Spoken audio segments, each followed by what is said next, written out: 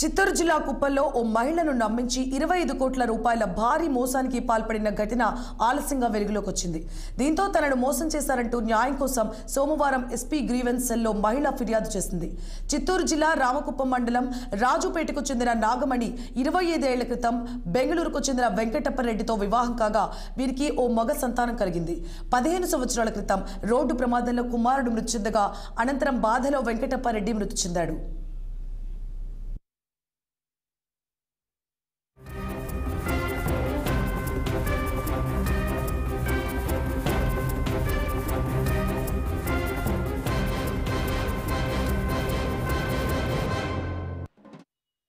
కుమారుడు చనిపోవడంతో నాగమణి ఒంటరిగా జీవితం గడుపుతున్న క్రమంలో బంగారుపాలెం మండలం శేషాపురంకు చెందిన శివప్రసాద్ తన భార్య బిడ్డలు కరోనాలో చనిపోయారని నమ్మించి నాగమణిని వివాహం చేసుకున్నాడు.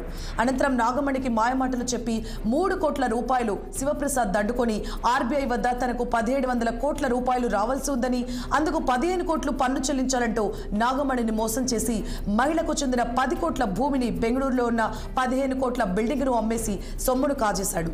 శివప్రసాద్ ఆచూకీ కనుగొన్న మహిళ తాను భార్య పిల్లలతో సంతోషంగా ఉన్నాడని గమనించి సోమవారం చిత్తూరు ఎస్పీ కార్యాలయంలో ఫిర్యాదు చేసింది.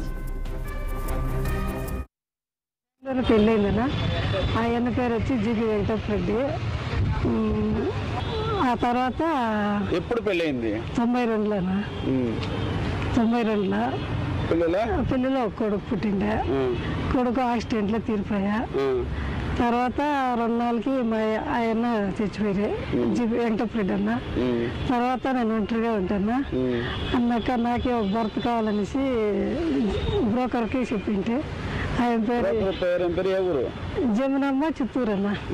వాళ్ళలో తోడుకొని వచ్చింది అన్నాక ఇట్లా పెండ్లాము బిడ్డలు ఉండుకొద్దని వాళ్ళకి చెప్పింటి నేను జమునమ్మకి. అన్నాక వాళ్ళు శివప్రసాద్ అని తోడుకొని వచ్చింది. శేషాపురం అన్న, బంగారుపాలెం మండలం ఆ ఊరన్న. వాళ్ళు తోడుకొని వచ్చి అన్నాక నేను వాళ్ళు అడిగితే మీకు పెళ్ళ బిడ్డలు ఉన్నారంటే వాళ్ళు లేదు అని చెప్పి, నాకు బిడ్డలు ఉన్నారంటే లేదండ్రి. నాకు సరే అని చెప్పి డెత్ సర్టిఫికేట్ కావాలని దానికి తెచ్చి ఇచ్చింది నాకే.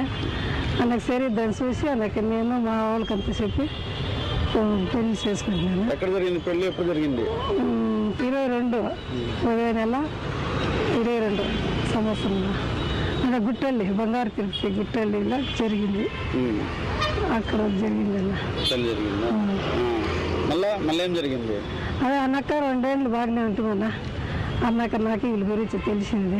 ఏం తెలిసింది అతని గురించి? అదే పెండ్లా ఉంది, బిడ్డ ఉంది అని తెలిసా. అన్నాక నేను రాణించుకోలేదు. డిసెంబర్లో పోయినాడు అన్నాక రాని. నీకు ఏమని చెప్పి నీ దగ్గర డబ్బులు ఏమర్చి తీసుకున్నారు?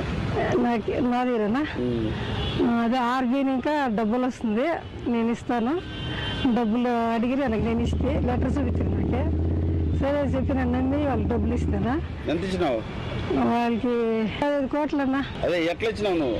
అదే జమీన్ అమ్మి తిరిగా ఇల్లు అంగుళ్ళు ఉండనా, అది బాడికి వస్తా ఉండే దాన్ని అమ్మి ఆ డబ్బులు ఇచ్చిందన్న. ఎల్ఐసీలో డబ్బులు వచ్చారంటే అదంతా ఇచ్చిందన్న.